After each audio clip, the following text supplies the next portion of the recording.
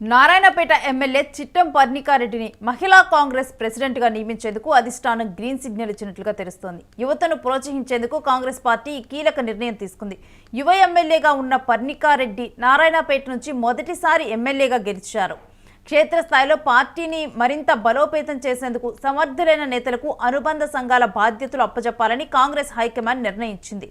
ఇక ఈ మేరకు కూడా క్షేత్రస్థాయిలో పార్టీని మరింతగా బలోపేతం చేసేందుకు సమర్థులైన నేతలకు అనుబంధ సంఘాల బాధ్యతలు అప్పచెప్పాలని కూడా కాంగ్రెస్ హైకమాండ్ నిర్ణయం మేరకు ఆయా విభాగాల బాధ్యతలను ఎమ్మెల్యేలు ఎమ్మెల్సీలకు అప్పచెప్పడం వల్ల అటు కార్యకర్తలు ఇటు ప్రభుత్వం మధ్య సమన్వయం సాధించడం సులువు అవుతోందని పార్టీ భావిస్తోంది.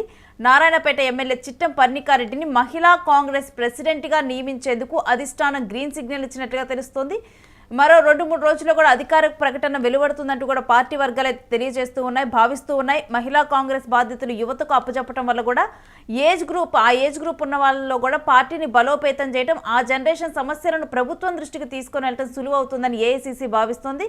ఇక ప్రధాన ప్రతిపక్షాలుగా ఉన్న బీఆర్ఎస్, బీజేపీ పార్టీలో యంగ్ ఉమెన్ కార్యకర్తలు చాలా మంది ఉన్నారు, చాలా యాక్టివ్గా పనిచేస్తున్నారు. అందుకు దీటుగా కాంగ్రెస్ మహిళా విభాగంలో యువతను ప్రోత్సహించేందుకు ఇప్పుడు యువ ఎమ్మెల్యేగా ఉన్న పర్ణికారెడ్డి పేరుని మహిళా కాంగ్రెస్ అధ్యక్షురాలుగా ఖరారు చేసినట్టుగా ప్రచారం జరుగుతుంది. మరి ఈ ప్రచారానికి సంబంధించి మరి ఏంటి డీటెయిల్స్ అనేది కూడా మా ప్రతినిధి సతీష్ అందిస్తారు. సతీష్, పర్ణికారెడ్డికి ఇటు మహిళా కాంగ్రెస్ అధ్యక్షురాలుగా ఖరారు చేయనున్నట్లుగా వస్తున్న న్యూస్ గురించిన పూర్తి డీటెయిల్స్ ఏంటి?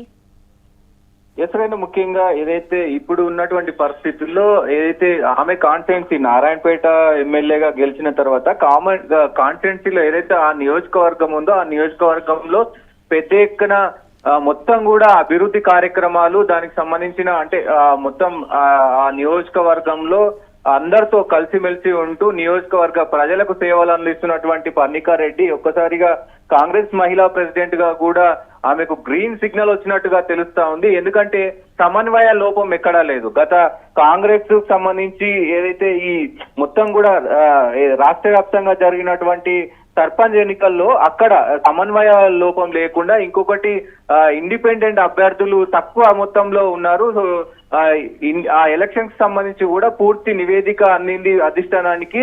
ఎక్కడ కూడా సమన్వయ లోపం లేదు. సో చాలా సక్రమంగా ఎన్నికలు నిర్వహించింది. చాలా ఈ 2 సంవత్సరాల నుంచి కూడా ఏదైతే ప్రభుత్వం చేస్తున్నటువంటి సంక్షేమ పథకాలు కావచ్చు, అభివృద్ధి పనులు కావచ్చు, మొత్తం కూడా ప్రజల్లోకి తీసుకెళ్లి అక్కడ వ్యతిరేకత లేకుండా చేసింది. ఆ నియోజకవర్గం మొత్తం కూడా కాంగ్రెస్ పార్టీకి అనుకూలంగా మార్చుకుంది. సో ఈ నేపథ్యంలోనే ఆమె పేరును చిట్టెం పర్ణికారెడ్డి పేరును మహిళా కాంగ్రెస్ గా తీసుకోవాలి అనే నిర్ణయం ఇప్పటికే దాదాపు ఖరారు అయినట్టుగా కూడా తెలుస్తా ఉంది. అధికారికంగా గాంధీ భవన్ లో ఇంకా 2-3 రోజులలో వెలువడే అవకాశం ఉంది. ఇప్పటికే ముఖ్యంగా ఈ మహిళా కాంగ్రెస్ కి బాధ్యత ఇవ్వడానికి ముఖ్య కారణం ఏంటంటే అంటే బీజేపీలో గాని ఇక్కడ టిఆర్ఎస్ పార్టీలో గాని యాక్టివ్ లీడర్స్ ఉన్నారు, యంగ్ లీడర్స్ ఉన్నారు. దాదాపు 20 సంవత్సరాలు, 25, 30 ఆ ఏజ్ గ్యాప్ అంటే 20 నుంచి 40 సంవత్సరాల వాళ్ళు చాలా యాక్టివ్ గా ఉన్నారు. అటు బీజేపీలో అయితే మహిళా విభాగం చాలా యాక్టివ్ గా ఉంటుంది. బీఆర్ఎస్ కంటే కూడా బీజేపీ మహిళా విభాగం చాలా యాక్టివ్ గా ఉంటుంది. ఈ తరుణంలోనే ఒక యంగ్ లీడర్ కి కనుక ఈ బాధ్యతలు అప్పగిస్తే సమన్వయ లోపాలు ఉండవు. అలాగే యంగ్ లీడర్స్ కి ఏవైతే ఇబ్బందులు ఉంటాయో, యంగ్ లీడర్స్ సంబంధించి ఏవైనా సమస్యలు ఉంటాయో అవన్నిటిపైన కూడా దృష్టి పెట్టే అవకాశం ఉంది. సో వాటిపైన కూడా పెద్ద ఎత్తున చర్చించే అవకాశం ఉంటది కాబట్టి సో ఈ యంగ్ లీడర్ ని ప్రోత్సహిస్తున్నారు. సో ముఖ్యంగా దీనికి సంబంధించి పెద్ద ఎత్తున వార్తలు అయితే వస్తా ఉన్న పరిస్థితులు అయితే కనబడతా ఉన్నాయి. ఆ ప్రతిపక్షాల్లో కూడా ఇప్పుడు ఎక్కువగా కూడా యంగ్ లీడర్స్ ఉన్న నేపథ్యంలోనే ఇప్పుడు మహిళా కాంగ్రెస్ అధ్యక్షురాలుగా మొదటిసారి ఎమ్మెల్యే అయినటువంటి పర్ణికారెడ్డి పేరుని కన్సిడర్ చేశారా? అంటే మొదటిసారి కంటే ముఖ్యంగా కూడా వాళ్ళ ఫ్యామిలీ ఏదైతే ఉందో వాళ్ళ చిట్టం ఫ్యామిలీకి సంబంధించి ముఖ్యంగా వాళ్ళ తాత ఎమ్మెల్యే గతంలో ఎక్స్ ఎమ్మెల్యేగా ఉన్నారు. వాళ్ళ నాన్న కూడా ఎక్స్ ఎమ్మెల్యేగా ఉన్నారు. వాళ్ళ కుటుంబ నేపథ్యం అంతా కూడా దాదాపు సుదీర్ఘ కాలం పాటు రాజకీయాల్లో ఉన్నారు. కొన్ని ఏళ్ల నుంచి కూడా రాజకీయాల్లో ఉన్నారు. సో వాళ్ళు ఎమ్మెల్యేలుగా గెలిచారు.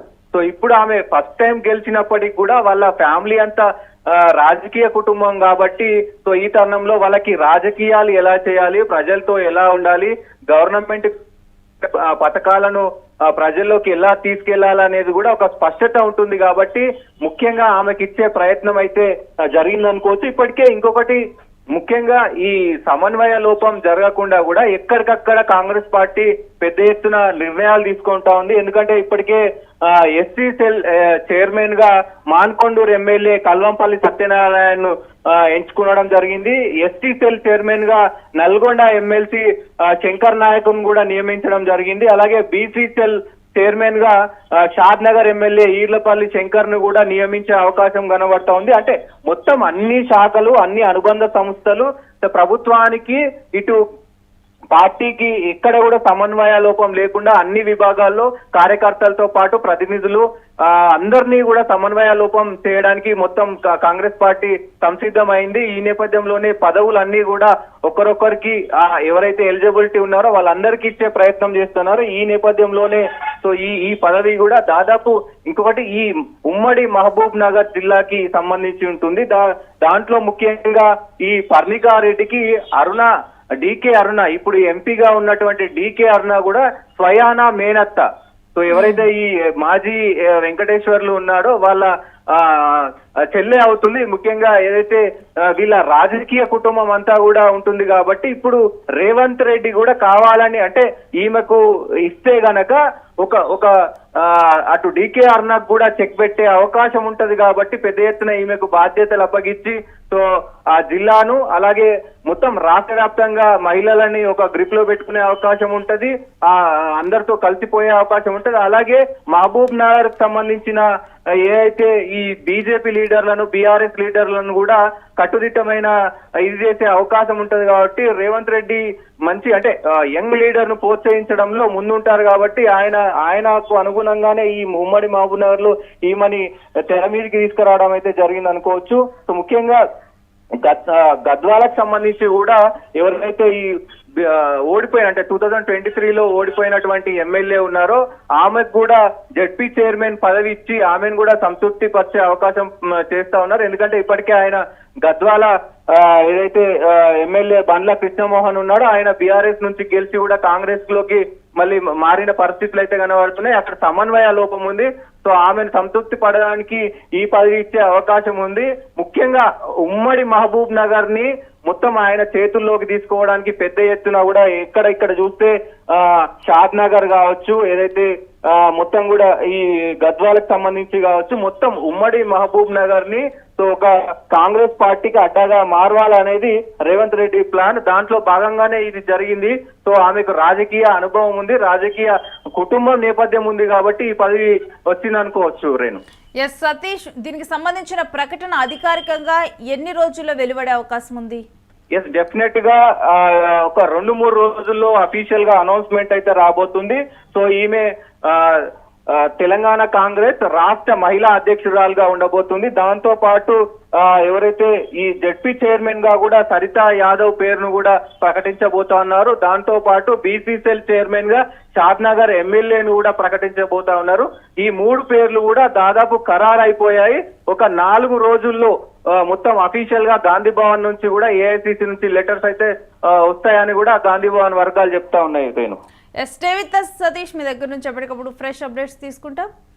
ఇక నారాయణపేట ఎమ్మెల్యే చిట్టం పర్ణికారెడ్డిని మహిళా కాంగ్రెస్ ప్రెసిడెంట్గా నియమించేందుకు అధిష్టానం గ్రీన్ సిగ్నల్ ఇచ్చింది. అయితే మరికొన్ని రోజుల్లో 2-3 రోజుల్లో కూడా తన పేరు అనౌన్స్ కానుంది. ఇక తనతో పాటు మరికొంతమందిని కూడా ప్రోత్సహించే దిశగా కూడా మరికొంతమందికి కూడా పదవులు ఇచ్చే దిశగానైతే ఇప్పుడు వాళ్ళ పేర్లు కూడా రానున్నాయి.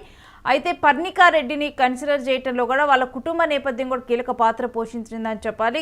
మొత్తం కూడా కుటుంబం కూడా రాజకీయంగా కూడా చాలా బలమైన కుటుంబం, రాజకీయాల్లో ఉన్నటువంటి కుటుంబం. ఇక అందుకని పర్ణికారెడ్డి పేరును పలు క్యాలిక్యులేషన్స్తోనే కన్సిడర్ చేసినట్లు యువతలో కూడా పార్టీ బలోపేతం అవుతుందని చెప్పి కూడా ఇప్పుడు పర్ణికారెడ్డి పేరును కన్సిడర్ చేశారు. ఇక మరొకటి చూస్తే కనుక ఇప్పటికే కూడా ప్రతిపక్షాల్లో ఉన్నటువంటి వారు కూడా యువతను ప్రోత్సహిస్తున్నారు. ఇక కాంగ్రెస్లో చూస్తే రేవంత్ రెడ్డి కూడా యువతని ఎక్కువగా కూడా రాజకీయాల్లో ప్రోత్సహిస్తూ ఉన్నారు. ఇక ఈ నేపథ్యంలో పర్ణికారెడ్డిని మహిళా అధ్యక్షురాలుగా కూడా నియమించేందుకైతే పర్ణికారెడ్డిని మహిళా కాంగ్రెస్ ప్రెసిడెంట్గా నియమించేందుకు మరికొన్ని రోజుల్లో ఉత్తర్వులు రానున్నాయి.